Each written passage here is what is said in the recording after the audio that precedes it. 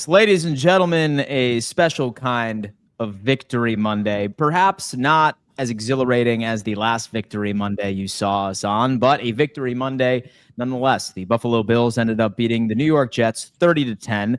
A lot of people were trying to tell us that we would struggle with the Jets at MetLife since most games were decided by less than a field goal. But in old-fashioned belt to ass, right? And surprisingly enough, not the contributors that a lot of us thought that were going to make that, right? Like no one thought that the defense was going to be one of the like key talking points. No one thought that the run game was going to get going, but here we are. All right. The Buffalo Bills continue to surprise us. Kevin, what's going on, man? And how you feeling this beautiful Monday? Feeling great. Week one's a liar, right, Dan? Yeah. I think that's the first thing you can take away. Like, look, even the Ravens went and buckled down and played some great defense. Like this, that wasn't the performance you were going to see. I mean, the Ravens treated that like a playoff game, and great for them. But ultimately, the defense came. It was like 100 yards. I think I tweeted with about 9 minutes left. They ended up getting to 150 on that garbage touchdown. But it's the least ever in a road game in like 30 years. So, I mean, they literally buckled down. The corners looked good. Like the safety play looked good. I mean, they literally answered the bell. The D line with 4 sacks for the team.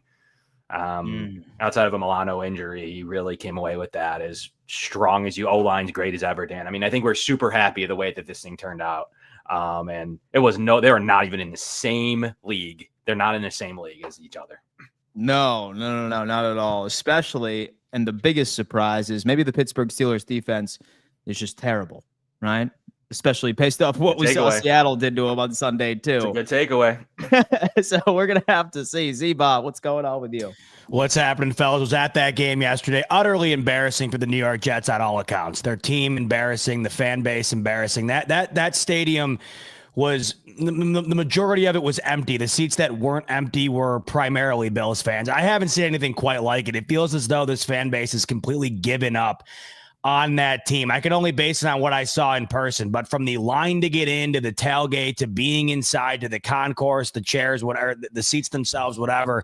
As I go blurry here, this is probably big New York Jet trying to take me out and trying to, trying to kill the spreading of the news here. But with that said, I'm not kidding you. I haven't seen domination in the stands quite like I've seen at a stadium in a while. There was just no hope.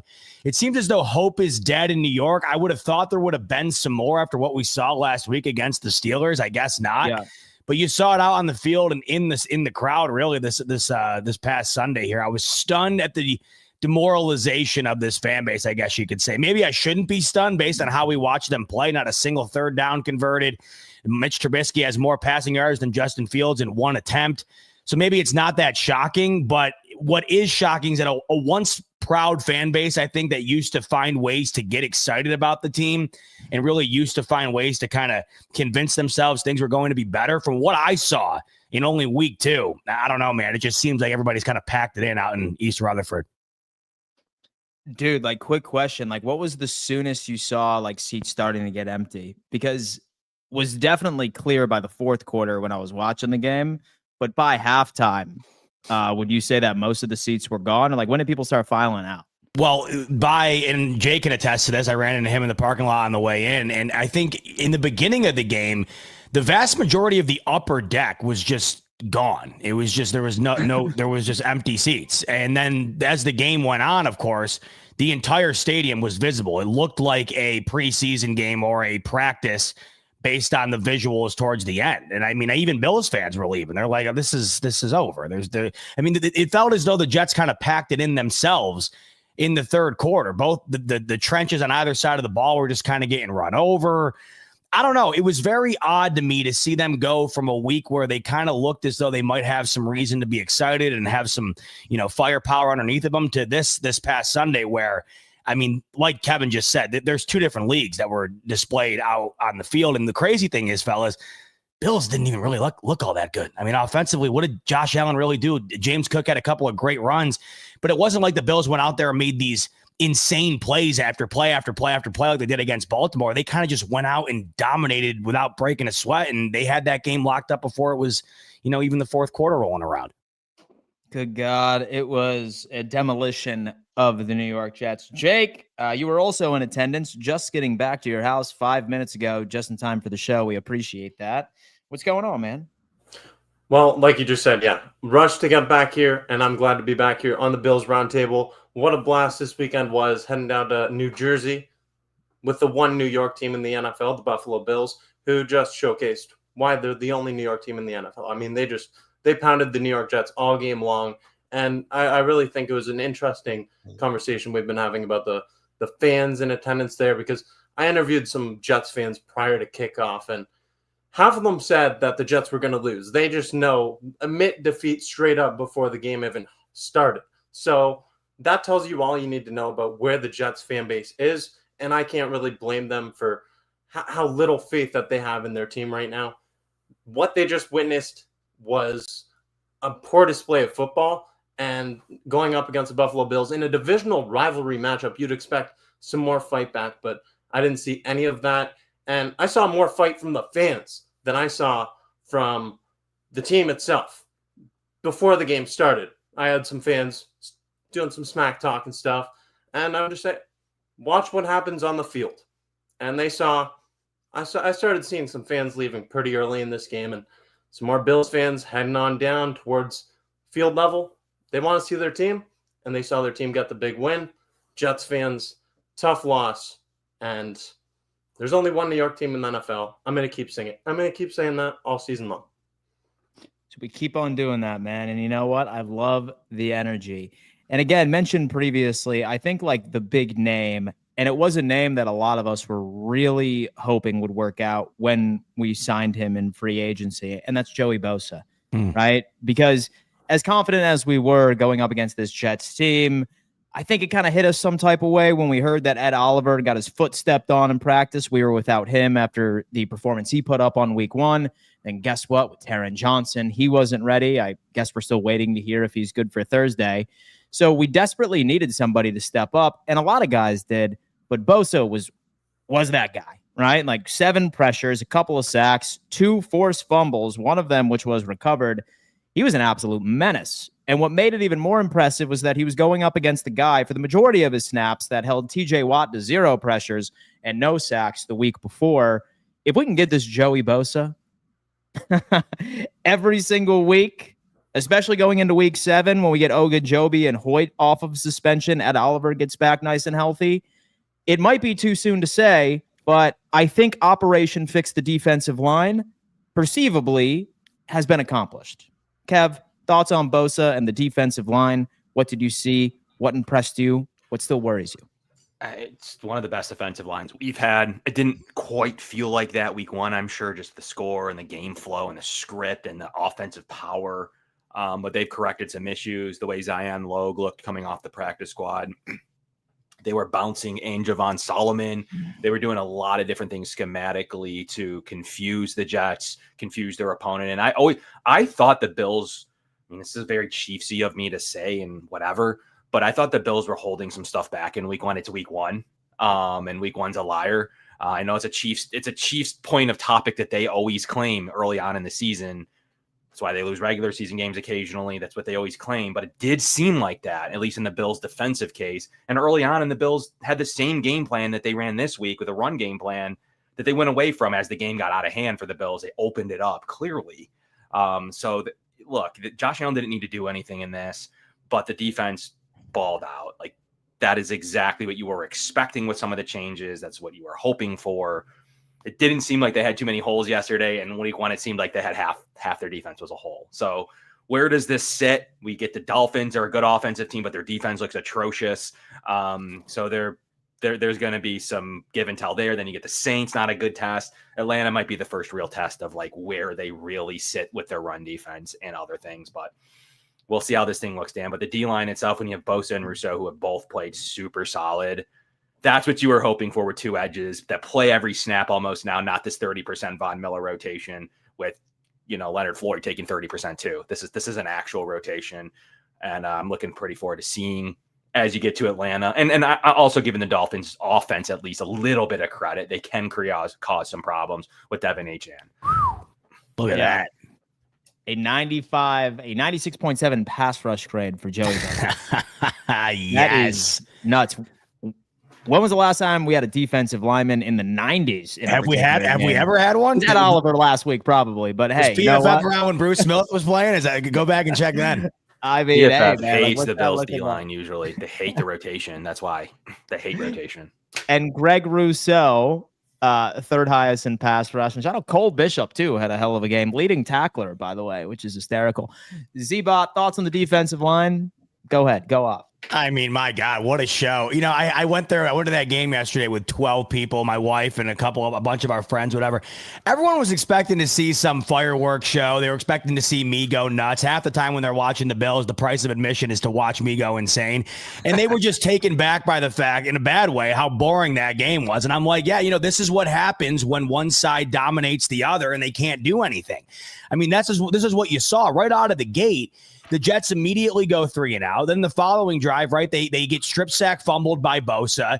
It's 13-0 in this game before you can blink, and you're sitting there and you're like, has Josh Allen even completed a pass yet? I mean, what have they even done?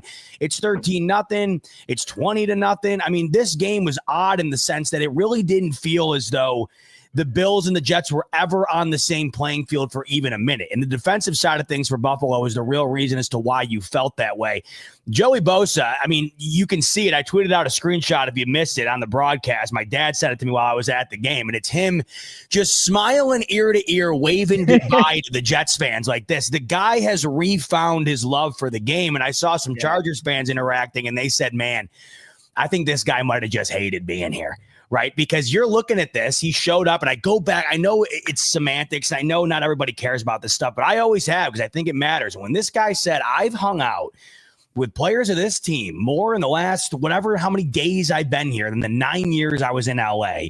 You're watching this translate. The guy, you saw him after the Ravens game. Just, I know this wasn't the Super Bowl, but man, it felt like it was. Like the guy's just having the time of his life, and I couldn't be happier for him because he's balling out as a result. And you can tell that he has found something within himself that he hasn't been able to find as of late that has allowed him to play as freely as he is. I mean, he was all over the ball yesterday. I don't know why this keeps happening, by the way. This seems to be some new thing where I think Fireman Ed might have been able to find access to my internet connection. Yeah, he might have, you know. But regardless, Dan, to put a bow on it, Joey Bosa was a star yesterday, and that's exactly what we signed him to be. And if a healthy Joey Bosa can remain that, you're looking at one of the biggest steals of the offseason for any team in the NFL. My God, man. I think all of us are hoping that he can go on ahead and just stay as healthy as humanly possible. It was only 26 snaps, I believe. So it still appears, and granted, you know, like you said, with the Jets didn't even convert a third down all game, right? Or at least for the most part. But he's doing his job, man. He's doing his job. Jake, thoughts on the defensive line? Did we solve our issue? All right? Talk to me. Just to start with Joey Bosa, I love the energy that he brings. I mean, this is someone who he was the big free agency signing this offseason, and watching him celebrate after making a big play, that's something that the rest of the team, that defense, they feed off of that kind of energy, and that's something that can really help propel this defensive line unit. As for the defensive line, loved what I saw in this game. Holding Breece Hall, 10 rushes for 29 yards. I thought Breece Hall was going to have a better game than that, honestly, but the Buffalo Bills obviously playing ahead really helps out. Defensive line deserves a lot of credit for this performance. However, I'm going to stay cautiously optimistic. I'm optimistic after this, but I'm cautiously optimistic because we know that this was the New York Jets in week 2. The competition ahead isn't the strongest. We're going to have games like the Baltimore Ravens again. We're going to have the Kansas City Chiefs, the Cincinnati Bengals, all these Philadelphia Eagles, some solid teams roll into town. I think that this is a great start for this defensive line to get on the right track. So cautiously optimistic after week 2. So I want to transition over to the offense, but first I would like to touch on a couple of topics of the AFC rivals or teams specifically that are always in the conversation. Please. That could be a threat of the 1 seed. And two teams, one of them is 0-2 for the first time since Andy Reid took over. And they just look like that they are in complete shambles, very difficult schedule ahead of them. And the Cincinnati Bengals ended up losing out on Joe Burrow, right, for what appears to be 3 months with a grade 3 turf toe injury. He needs surgery, which is terrible. That poor guy cannot catch a break to save his life. I feel like this probably even gives us further confidence that the 1 seed should just be like gift wrapped and just handed to us as long as nothing crazy happens. Would you guys agree with that? I'm gonna start off with Z-Bot. Absolutely. I've been on this since the beginning. I think this has always been the best setup for the Bills to get the 1 seed. Now it's playing out exactly as you hope it would. And that doesn't include a Joe Burrow injury, by the way. That sucks. I mean, no one ever wants to have this go the way it does because of injury. But unfortunately for Joe Burrow, this is now becoming a consistent problem, right? This is not some sort of one-off where Joe Burrow has had an injury that sparked up out of nowhere, and then he gets sidelined or whatever. This is now something that's consistent throughout his career in one way or another, which is just really unfortunate for Cincinnati. But outside of that, this is now a situation that you go into where the AFC East could not look worse. The Bills up until this point have done whatever it takes to look as though they are the better team on the football field when it matters the most. You're talking about the Kansas City Chiefs 2 weeks in a row being not only the inferior opponent, but losing as a result. Last year, they were the inferior opponent out on the field numerous times, yet somehow found a way to win the football game. Not the case this season, now 0-2. We've never really seen anything like that. Their schedule doesn't ease up either. Yeah, you got that win over Baltimore. How massive is that going to be? Like I mentioned, with the AFC East being what it is, I can't imagine this division isn't locked up by, I don't know, fellas, maybe Halloween, the way things are going. I mean, realistically could be with the schedules. I don't know. So, yeah, Dan, I mean, this is as primed as you can possibly get to get it. If they don't get it, like you mentioned, something catastrophic has to happen to get in the way of it, in my opinion. Yeah, man, it is crazy. And plus, when it comes to the Kansas City Chiefs, and with obviously they are going through some of their issues, I'm sure they'll probably be buyers toward the trade deadline. But I mean, can they get through these next couple of games, which I'm pretty sure they have Baltimore and the Lions on their schedule within one of the next 3. So that's going to be a test, obviously waiting on Rashid Rice to come back. Jake, is this the season we get the 1? Is this good based off of the rest of the competition we've been looking at in the AFC so far? I certainly think that this is the clearest path that the Buffalo Bills have had in quite some time to lock up that number 1 seed in the AFC. I mean, starting off with week 1, that game against the Baltimore Ravens, that's huge to have that tiebreaker advantage. The Baltimore Ravens, we know that they're a strong team. They're going to be competing for that number 1 seed if all goes as planned for them. But having that 1 game tiebreaker there, that's huge. And then the Kansas City Chiefs 0-2, that's a crazy start, a little plot twist there because not many people were expecting that. And if you look at their schedule ahead, depending on what happens with Xavier Worthy, his timeline for return, I mean, in 2 weeks, they go up against the Baltimore Ravens. So one of those teams is taking another loss here. We're looking around the AFC. You have Joe Burrow also out with injury, but I don't think the Bengals were really ever going to be in contention for the number 1 seed in the AFC. So the Buffalo Bills also having all those tougher games at home, the Eagles, the Chiefs, the Buccaneers, the Bengals, a lot of these tough contests at home where they haven't lost since 2023 in the divisional round game. I guess that was January of 2024 against the Kansas City Chiefs. So the Buffalo Bills, clear path to the number 1 seed. They just got to take care of business week by week and handle what they can do. So what do you got on that, Kevin? The landscape of the AFC. It's about the way you were expecting it to go, right? In terms of especially after a Ravens win, you were feeling solid about the opportunity to be the 1 seed and maybe even have a tiny bit of room for error. So if you think about it in a perspective of Burrow's now heard 3 of the 6 seasons, like at some point it is what he started in 2020. So at some point it's an issue. Like, yeah, there's many things that go into it. It sucks. He is a premier quarterback, but 3 injuries that are going to keep him out for the majority of the season. You're going to win comeback player of the year probably 3 times. It's you can't be playing every other year. So I don't know what the issue there is, and you don't want to see an Andrew Luck's type of career. So that's disappointing for him. But there's really not much. I still think the Ravens are the biggest competitor. Obviously, you have the tie break. You can't falter down the stretch at all. You can't lose like one of those Rams games that you had last year in the shootout fashion. You're going to have to take care of all those type of games later on in the season. And maybe that Eagles game will matter. That we'll see. It's kind of a weird week to have that week 17 right before the finale, really, against the Jets. So it's going to be interesting to see if that matters, because it would have So the NFL kind of possibly lost out on that game, but you just got to make sure there's no lapses against a backup Bengals team, backup quarterback Bengals team, a Steelers team, Texans. You're going to have to take care of business and give yourself some leeway as you get into that like Browns, Eagles, Jets stretch. But I think it's the 1 seed is the Bills. I'd say the odds on favorite. Got to take care of this business though. You got to probably have to go 5-0 in the division prior to the ending game at the Ralph. That's what I'm talking about. Folks, we need to give a giant shout out to our good friends over at Picasso's Pizza, #1 pizza in the Western New York area. 4 great locations. Certainly feel free to pop by, say hello, and grab yourself a slice of heaven. If you are not in Western New York, have no fear because they are delivering right to your front doorstep. As long as you go to picassospizza.net. All right, folks, they will deliver it right to you, and you just pop it into the oven, and boom, you have a taste of home. Works great for gifts. Shout out to Picasso's Pizza for being a proud partner of the Bills Round Table. All right, let's talk about the offense for a little bit because Josh Allen, once he ended up breaking his nose, what the hell happened with his nose? I'm not sure if he broke it or if with Clemens just picked his nose. Like, who knows? Very weird situation we saw play out. But regardless, was not really your vintage Josh Allen type performance. We really leaned into the run game. Of course, James Cook went absolutely nuclear. I'm not going to lie to you. This is probably recency bias, but based off of some of the carries I've seen from Ray Davis thus far, I've been looking at myself and being like, I can't believe I said Ray Davis could have taken over this position. The way that James Cook has been running the damn football.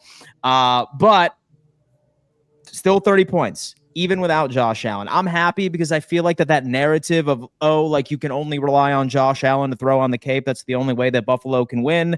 I think we proved that we can find many other ways to win, even if it was against an inferior team. Let's go around the table and talk about our offensive production. Kevin, what do you got? It's game script based. I think the Bills were trying to do a little bit of this in the Ravens game, then got behind. Look, they went run. I mean, after being up, they were up 7-3 at the time. They were clearly trying to have a similar game flow. It didn't quite work out due to a few different circumstances, but this is what they want to put on tape, that they can run the ball. They wanted to make sure, keep Josh clean. I mean, he didn't have to do anything. That's what it comes down to. Like, the game didn't need him to do anything. He was in a ball cap in the fourth quarter. Mm-hmm. They didn't need him to do much. It's all a running 43 rush attempts. I mean, at some point to 25 Josh Allen attempts. It's 2-1 in favor of the run. This is what they want to put on film, that they're able to do this if the Bills get up in games. They do not want to stress their quarterback. Week 2 is not the week they need to go win MVPs. This isn't where the Bills are going to win their season. So they were smart. They played it smart, and they could run the ball with the best of them right now, guys. Number 2 rushing team in the league. EPA is great. They can run, and the offensive line run blocking has been much improved too. They keep Josh clean. This is what you need to have going into December and January for this organization. It's just the running is. I didn't think I would see you under a Josh Allen team, especially under Dable, that you would see this type of running prowess and technically be a top 2 team in the league at running the ball. That is a weapon. Yeah. Bills have a weapon of an O-line, Dan, and Joe Brady, 21-5 as the Bills offensive coordinator. Good God, man. Good God. And by the way, you do bring up an interesting point. Yes, folks, Josh Allen was in a ball cap by the fourth quarter. All right. Last year, one of the biggest arguments on Josh was, look at his damn stats, man. Look at his stats compared to Lamar Jackson's. All right, listen, we're not stat padding when we're up by 30 in the fourth quarter, boys. Lamar was yesterday. This is game number 1 where Josh is sitting in the fourth quarter. So when Josh wins the MVP again, just reflect back on these episodes. I just got to tell you that. Game 1, I'm sure we're going to be seeing about 7 more during the regular season. So always put that into context. Z-Bot, thoughts on the offense? Yeah, you nailed it earlier, right? Where you said oftentimes, well, it's brought up with Josh Allen that he either has to put the cape on for this team to win every game, or if they are blowing a team out, he's stat padding. This is why, he gets talked about the way that he does. For his non-entertaining, I guess is the best way to put it, for his boring, and for lack of a better term, as these games can be, these are great games for Bills fans because they allow you to understand that they are capable of winning in ways that don't revolve around Josh Allen having 260 yards and 3 touchdowns in the fourth quarter of a football game, right? They can do it in a variety of different ways. Josh Allen really didn't do anything in this football game. He wasn't asked to do anything. He didn't need to do anything. There were a couple of third down plays that he made that they were able to, elongate the drive as a result of Josh Allen's play. He had a phenomenal run in the early of the game, of course. early in the game, 40-plus yard run that really set the tone, allowed it to open up, and the Bills score a touchdown on that first drive. Other than that, he really didn't have to do anything, and he never was asked to. You had James Cook have a dominant day. You had the defense have a dominant day.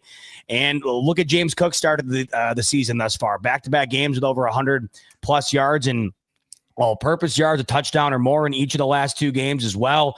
And these are plays he's making that are earned, right? That touchdown he had was unbelievable. Not every running back in the league is making that play where he makes 4 or 5 different moves that are just unearthly. And he ends up getting into the open and he winds up taking it for a touchdown. And that really broke the back of the New York Jets. Even though it was so early in that game, it was well before the first half was over. That broke their will. I mean, they had him stopped at the line of scrimmage. He's gone, 20-yard touch or 50-yard touchdown, and the rest is history. You really did have Josh Allen go out into this game from the beginning and not be asked to do much of anything, not be needed to do anything.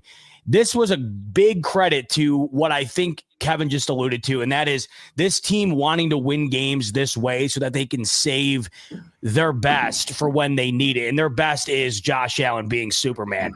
If you can win on the back of dominance on defense and running the ball, I mean, how many times? I think Josh Allen even said it. How many times did they run the exact same run play in this game? I mean, 10, 15 times. It reminds me of, to a lesser degree, the Dallas Cowboys game a couple of years ago, where Kevin mentioned it, it's just game script based. If it's working, why the hell are we going to stop doing it?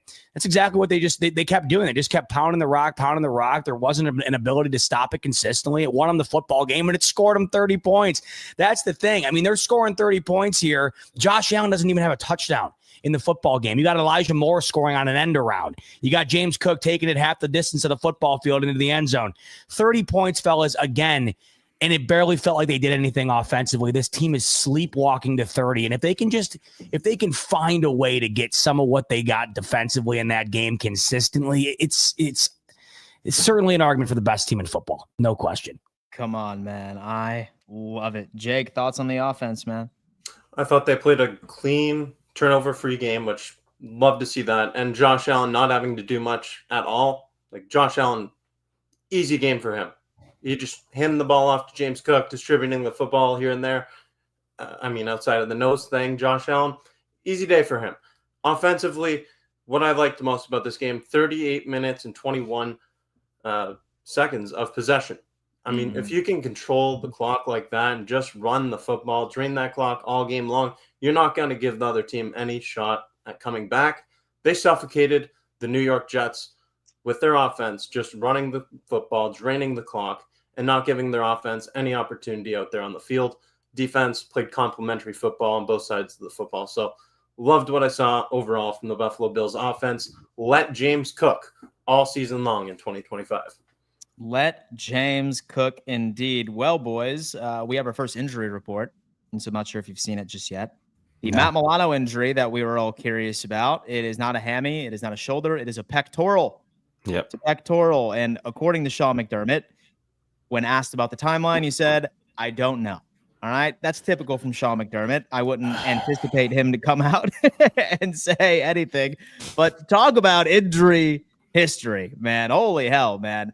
I really hope that he's good in a couple of weeks. I'm not particularly worried about the Miami Dolphins. I'm not particularly worried about the New Orleans Saints, but let's hope that we're okay. We have Ed Oliver is still a did not participate ankle. You have Matt Milano, pectoral, then Taron Johnson, Cam Lewis, and Shaq Thompson. We're all limited. I'm not sure about you guys, but I would much prefer Shaq Thompson to fill in, of course, for Matt Milano if he is healthy, opposed to Dorian Williams against a team like Miami. Maybe I'm being picky, but thoughts on the injury report, all right? Z-Bot, go ahead. Is there anything else on there, by the way, of note, or is that just really it? That's all we have. That's it. Bill conducted a walkthrough practice today. Okay, so just curious. Yeah.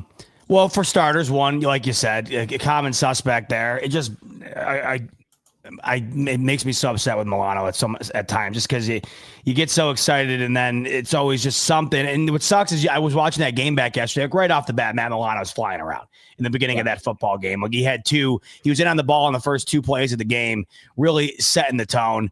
And then the reason I get frustrated is how many times have we heard, I don't know. Timetable, I don't know. What's the injury? I don't know. When's the return date? I don't know. Like the ominous nature of these injuries has been beyond frustrating, where you have no idea up until the point where you literally have Tyler Bass go out and kick a full duration of a preseason football game just to be put on IR a couple of days later. Like you really have no read on some of this stuff, I guess. But what I guess is calming me down, you saw Ed Oliver not in that football game yesterday, fellas. Would you ever have known? Because they were dominating that line of scrimmage like nobody's business. How many plays were shut down from the jump? I thought Sean McDermott's run blitz schemes yesterday were phenomenal, bringing guys in off the edge. There were multiple plays that were blown up from the start, so you wouldn't be able to tell. And I think that they're going up against some opponents over the stretch here where you're going to be able to have similar success just based on the discrepancy between the success rate of these two teams. They're just on different plateaus right now, and I think that goes without saying. I look at this schedule, and it's not until really November 2nd, and hell, I could be over-exaggerating. I mean, the Chiefs the first 2 weeks here, guys, this offense – they got nothing. They just had it's not there. It is not there. And now, of course, I'll guarantee you that I won't going into that game. I promise you I will predict a close scoring football game, and it more than likely will be one. But looking down the stretch here, it just feels as though the Bills are the better team, regardless of what they're facing in terms of roadblocks being set in their way, like these injuries. But I just hate to see Matt Milano pop up on there again, because you love to have seen what he's brought to the table physicality-wise. And, of course, throughout the offseason here, we've been hearing, Matt Milano's back to this type of play, that type of play. Hopefully, even though we don't know the extent of it, it's shorter than what it could be. Shorter than what it could be, indeed. Kev, thoughts on the injury report? Yeah, look, you only have two guys that are probably not going to play this week in Milano and Oliver. I'd like to see Shaq Thompson as well. Don't trust Dorian Williams in coverage. He got beat on the only touchdown of the day against Jeremy Rucker. It's not important to the game flow. It's more important to that I still don't think he's very good in coverage. I don't trust him. I trust him as a third down, get ball, see ball type of player, as a third linebacker in certain packages based on if it's third and short or whatever the situation may be. Definitely not in third and longs. So it just really does depend on what the Bills are thinking. They'll probably play Dorian Williams, but I'd like to see some type of mixture. And if Milano's long term, that is a position you may look at acquiring this year. I think linebackers can come in and play right away. We've seen it with Roquan Smith. I think it's a position that you can get player, and it's the Bills try for receivers. It seemed has been a tough position for the Bills to acquire at the deadline. I think that linebacker could make a lot of sense if the Milano thing is longer than short term. But I expect Ed back in a few weeks. Hopefully Matt in a few weeks. I think Cam Lewis will be okay based on the things we've seen so far with the cut-ups. I'm sure you'll have Thigh Doctor on at some point, Dan, and definitely Z-Bot. So yeah. We'll see how that all turns out. But Hancock's ready to go. He's a guy I've been waiting to see. I think he plays this week finally. And I think they were waiting Taron Johnson for the Dolphins game. Personally, I think he was close. They said he was close for the Jets game. Damn. Well, I'll tell you what. I'm glad that we didn't need Taron Johnson for that one, obviously. No, I know. Cam Lewis was good. He was a good player. He played really well. That was why which is crazy. Which is crazy, too, because he was the guy that I was kind of worried about. He's a good nickel. He's just not a great safety. Yeah, got it. Jake, thoughts on the injury report, man? Anything stand out to you as worrisome? It's unfortunate to see Matt Milano on there, Taron Johnson as well. I mean, it feels like we've seen these two on the injury report a lot over the last few years, and it's kind of something that's been a recurring theme where the defense is banged up consistently. But right now, week 2, you can look at it two ways. You can look at it as, wow, this is a lot of injuries starting to pile up early, or you can look at it from a more optimistic perspective, and you can say, okay, the Bills have a week 7 bye. They have some weaker competition until then, and they have a trade deadline where, if needed, they can make some moves to bring in some pieces and help out on that defensive side of the football. So overall, with the competition that's coming up here, I'm not too concerned about it. I'd like to see, obviously, we want to see our defense healthy. We want to see Matt Milano get back out there going into a contract year. So we need these guys back out there on the field. But right now, for this to happen early on instead of the playoffs, from my perspective, it's a better thing than having it happen later. It's a better thing indeed. Folks, we have a couple callers backstage, our Patreon members over at Roundtable Sports. In case any of you guys ever want to call in to the show, have to sign up with Patreon. You would have the ability to call into every single Roundtable Sports show. That's DK's for Fourth and Forever, all of the divisional shows. We have the AFC East Roundtable live in about an hour and 20 minutes as well. But our first caller, James Goldsmith, backstage. James, what's going on, man? Hi. So I was overjoyed by the performance of the defensive tackles. I was also really surprised how well the four of them all played in the absence of Ed Oliver. I mean, Sanders seemed to be living in the backfield. Kevin said Logue was making plays. And Daquan was great, and I didn't see Walker make any mistakes. What I don't get is it seemed like they were just working together perfectly. Like there weren't any holes for Hall or anybody else. I hadn't seen that before. Can you explain what they were doing it was sort of like, it's not just the individuals, they were moving in sync and it was like you couldn't find a way past them. What were they doing that was working so well, and can you replicate it? It's a great question, James. We appreciate you calling in as always, man. Kev, thoughts? So what were they doing so well? So what's the change? They changed some things up defensively. Like I said, they've made some alterations. That's why week one's a liar. You saw things, different schematics. Z-Bot mentioned a few run blitzes. They started to dial up. Lamar leaves you to a really extreme position. You saw it on a run blitz that everybody thought was a blitz, like a pass blitz, where he's blitzing to make sure that Lamar doesn't break contain. When you do that, it takes you out of coverage. He ended up throwing the ball to Zay Flowers. The Bills just were caught. And he presents unique challenges and is just a very, very tough matchup, especially week one when you haven't seen their plays yet. That's an extremely tough week one game to get out of the way.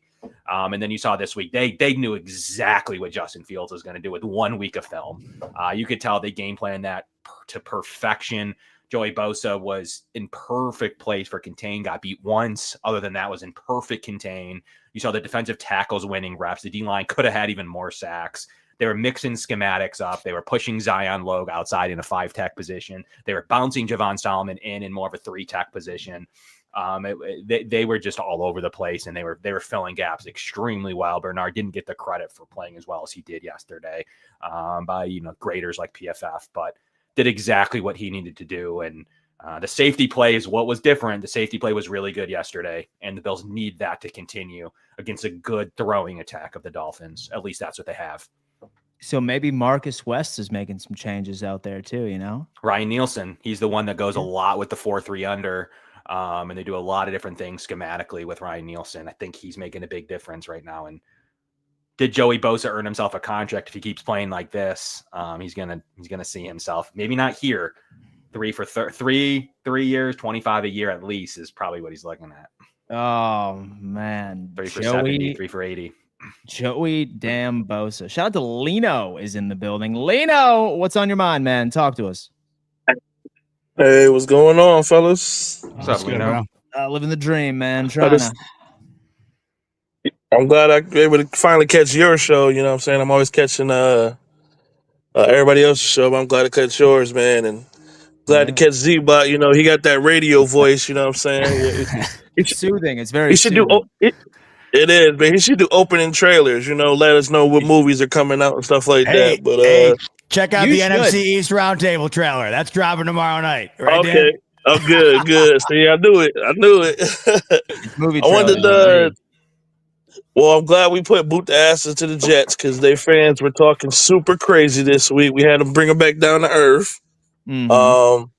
What I did like a little bit is Dorian Strong. I was a little worried about him at first, but it seems like they know how to get their, underdeveloped or rookies to come in and, play good under their system. I wanted to know from y'all, like, how did y'all think he did? And, coming forward, do you think you're able to easily, bring back, what's the name when he's healthy and let him, sit on the sideline just for a little bit more to learn the playbooks? You keep going with Darian Strong. What y'all think about that? Damn. Lino, we appreciate the call, man. Thank you so much for the question. I think that's a hypothetical that doesn't cross my mind enough. It should. Like, what the hell are we going to do with Maxwell Harrison once he's ready to go? I know. It's so funny you say that because I haven't thought about it once. And is that probably a good thing? Yes. Yeah. It probably is. I mean, Trey White had a couple of good plays yesterday, right? Strong has assumed that role well through the first 2 weeks. But then again, Daniel, like you just said, it's probably something we should think about, right? That this is the fastest guy in the combine, your first round draft pick, and a huge pick for Brandon Beane to try to overcome what he did with Kaiir Elam, right? I mean, this is a huge make or break pick for Beane, and he knows it. So we should be thinking about it. But damn, Dan, I'll be damned if this is the first time I have thought about it since the season started, to be 100% honest with you. Yes. And so I almost forget that he's on this roster.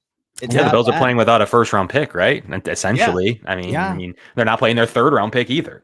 He's been inactive. So they'll make a roster spot for him. He needs to get reps. Trey White was good. So Dorian Strong didn't play a ton of reps until after that magical moment in the mid to late third when he came. I like Dorian Strong. I like his film. I thought he went later than he should have.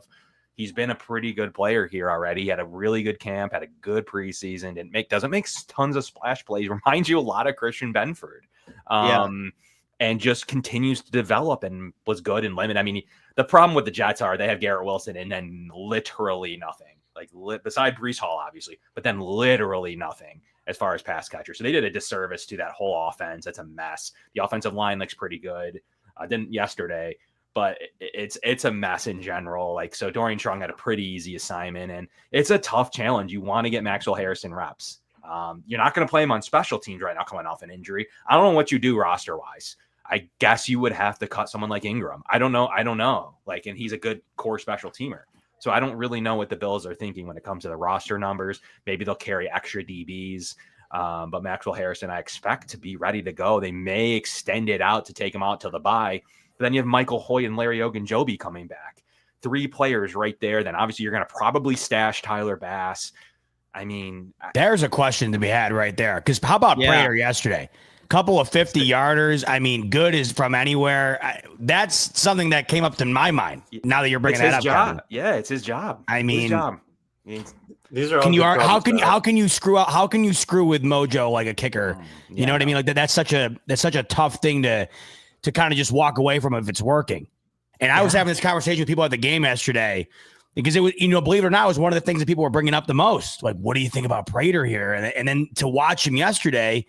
50-yarder here, 50-yarder there, not missing a thing. And you're just sitting here and you're kind of wondering that's 100% a conversation that has to be had. If not, maybe already has been had. If it continues the way it's going, I don't know. He kicks a moon ball too, which is super nice to watch. So that's the thing that everybody says about the ease or the convenience. I mean, he kicks a moon ball. The way he kicks it, it strokes it. He's been in this league a long time since Dick Duran was the Bills coach. He's kicked that thing especially pretty, just like someone that hits a nice jump shot. He has that kind of kicker flow, as the other kickers would call it. The one thing I want to see though, and this is where Tyler Bass may come into play later in the season, I need to see that moon ball in the Buffalo wind. I need to make sure the way how pretty that ball is, I think will get affected by the wind. That's my prediction. So we'll see how he's adjusting in November. And that's the thing to remember. And if he goes on a cold streak, that may be the time you would see somebody like Tyler Bass magically come back. Because the one thing Tyler Bass does do, he starts slow and sometimes struggles. He does get better as the season goes on. Beside the missed kick a couple of years ago against the Chiefs, he really is a pretty good big leg kicker. And the reason his kick goes so far is his trajectory, and it's good for the win though. So that's why he does get better as the season goes on and does struggle with better elements sometimes. It's a great point with the wind. Yeah. Prater may be the worst. I got to see that moon ball be effective. He's not in Denver. I need to see that moon ball be perfected as December, and maybe he can and perfect, but he's 11 for 11 right now. So with Prater, the places he's played, Denver, Arizona, Detroit. Exactly. So 2 indoor stadiums. You got the elevation in Denver. It's a real conversation. Don't be so shocked to see Tyler Bass in late November. That's going to be my magical time he's going to be healthy. But I got to see that moon ball play out. If it works, it works. They don't have any problems with it right now, but he's riding a wave. But later on in those season games, we'll see. Dude, old man Prater, dude, out here being an unsung hero. I love him. Yeah, oh yeah, so do I, man. I'm totally bought in myself. Well, Andy Johnson's backstage. Andy, what's going on? What's on your mind? what's going on, guys? What's up, Andy? Enjoy beating the Temu Ravens. Yeah, if you can even call him that. I don't even know if they have the right to be called that after yesterday, Andy. Yeah, no way. That's dude. true, but I gave him that No way. nickname, It's just so the Jets get a on you. stick. Yeah, I like it. It's funny, man. What are the chances? I've been thinking about this today. What are the chances that next year we don't have Daquan Jones? Does Zion Logue make the roster next year as a one tech? I mean, he played pretty well. Zion Logue, man. Interesting.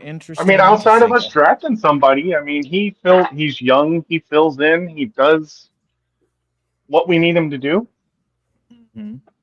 Yeah. It's It's a great question, Andy. Just a thought.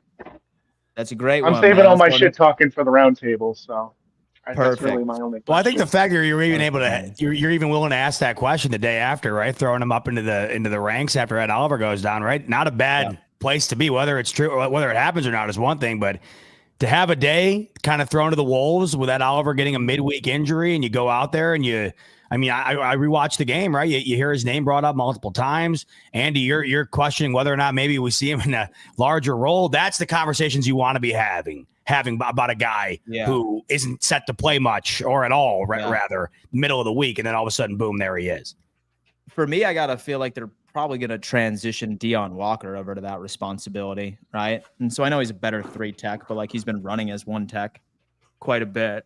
So like that's my thought. And then afterwards, if they wanted to maybe squeeze him in, say that he has a good camp or something, sure. Yeah, I don't know, Kev. What do you think? Yeah, look, you have Daquan Jones, 6'4", 320, right? So he's that kind of that bigger bodied 1 tech, and he still is a hybrid. I mean, he plays more 3 than you'd think, or the Bills would want him to. But and the Bills love that versatile. They like that 3 tech with the 1 tech ability. I mean, that's just how they play. That's just what Bobby Babich is looking for. But 6'5", 310, Zion Logue's a guy they clearly wanted to target in the draft. Ended up going in the 6th to the Falcons, and got cut. And the Bills were all over it, putting him on their practice squad last year. They must have really scouted him highly and had some anticipation for him. You know, he's a guy with a 8.2 RAS, so he's definitely athletic in his own right. I definitely think he's a developmental guy. He started to come on late, and I didn't think he had a place on this roster, but then started to come on really late at a position the Bills stacked up on. So I do think that Zion Logue has a path to the roster next year for sure, as he keeps this up. We've seen flash in the pan style defensive lineman here. Depending on it's scheme friendly and you wouldn't think it. So we'll see how Zion Logue is able to continue to. He has 2 great edges, so that only helps him. And Zion Logue is getting 0 attention by an offensive line. So we'll see how that changes as he does more responsibility, as he's 2 gaps, as he does a few more things that a 1 tech needs to be able to do. So, but he is somebody that I like his potential. And obviously Phillips is probably done too. So he should step right in for Daquan Jones. Unfortunately, though, for Zion Logue, the Bills will probably triple and quadruple down on the defensive tackle next year in the draft. That's just what will end up happening for him. But he still could fight up for that roster spot, that 5th and final roster spot, in my opinion, at the D tackle, because Ogunjobi will be gone too. So he may have a path to the roster, but a couple more games like that. And the Bills will have to pluck him up off the practice squad to start with, because he's going to get picked by a bad team. He's doing himself some favors here. Folks, he's going to have to do it for another edition of the Bills Roundtable, live Mondays and Thursdays at 5 p.m. EST. I think that there's going to be an earlier show. We're going to talk backstage of whether or not that we do this on Wednesday or we do this Thursday in the morning. Maybe we even do it together, since we're all going to be up in Buffalo, perhaps. Maybe we even do it in person somewhere. Who knows? Stay tuned. As long as you're subscribed and that bell notifications turned on, you will know exactly when we go live, because we owe you a second episode to preview this Miami Dolphins game. Man, I am excited for yet another dominant performance from my Buffalo Bills team. Jake, what do you got to say to the audience before we set them off? Well, like I said at the beginning of the show, there's only one New York team in the NFL. That is the Buffalo Bills. Dan, I see you're wearing a Nirvana shirt. Smells like Teen Spirit. Great song. Smells like 2 divisional wins in a row. Let's squish the fish on Thursday. Let's get it. Thank you all for tuning in here today. Hell yeah, most definitely. So the guy that mows my lawn is at the door. Z-Bot, go ahead. And then once Z-Bot's done, Kevin talk. Well, as Dan's going and getting the lawn mowed, well deserved, right? After a big W. Yeah, no, that was amazing watching the dominance of the New York Jets in a fashion that isn't necessarily correlated to the dominance you're used to with the Buffalo Bills, or at least the casual Bills fan is, right? If you are locked in on Buffalo, you know they're capable of winning games like that. But to those on the outside who are fans of other teams or whatever, they expect it to be the Josh Allen show 24/7. You saw James Cook and a defense lead this team to a 30-3 victory here, everyone. I mean, this was a 30-3 victory. This was an utter domination, and it could have been far, far worse if they really wanted it to. They basically sleptwalked to a multi-score touchdown victory and without really needing to break a sweat. So it was awesome to see.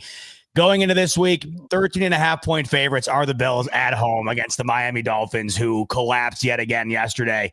We'll all be in person for that one. We can't wait. Let's hope we get 2 consecutive AFC East victories and really start the year off hot, 3-0, paving our way to that 1 seed we were talking about earlier. Damn. Kevin, what do you got? Yeah, I mean, look, that's the kind of performance you want to put on paper. You want to show that, like, play. That's what they've been looking to do early on in the season. And I mean, the injury report is what it is. It doesn't look daunting, in my opinion. You'd like to have Oliver. You'll have him soon. The Bills they need to play their best ball, but they need to keep players healthy. It's going to be a really interesting balance as this schedule unfolds, including even Atlanta. I mean, there's just so many cupcakes to start the year. So it's going to be such an interesting dynamic for Sean McDermott to not lose this lead. So I think it starts off with beating the Dolphins first and then really putting yourself in position, because then you have a commanding multiple game lead with multiple tiebreakers. So I think it starts here. And then this is a weird place to be in with a 10-day break to show, as long as a team can win, what do they do? That's the biggest question with these injuries, and how do they play this?